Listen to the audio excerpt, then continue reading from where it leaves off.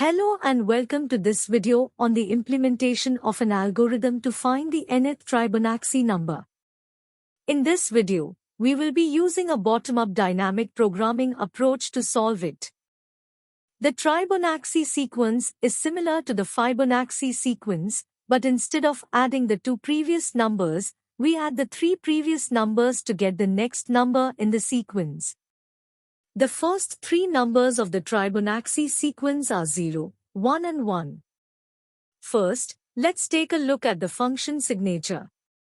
This function takes an integer n and returns the nth number of the Tribonacci sequence. Now we will check if the input value n is equal to 0. If it is, it returns 0. Then it checks if n is equal to 1 or 2. If either of these conditions is true, it returns 1. This is done because in the Tribonacci sequence, the first three terms are 0, 1, and 1, respectively. So if the input n is 0, the result is 0. And if n is 1 or 2, the result is 1. Now we will create a vector of integers called series to store the numbers of the sequence. We will initialize the first three elements of this vector to 0, 1, and 1. Next, we will use a for loop to calculate the next n-3 numbers of the sequence.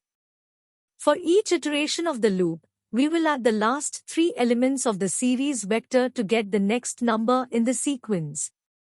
We will then return the nth element of the series vector, which will be the nth number of the Tribonacci sequence. And that's it. With this code, we are able to efficiently find the nth Tribonacci number using DP. I hope this tutorial was helpful, and if you have any questions, feel free to ask in the comments.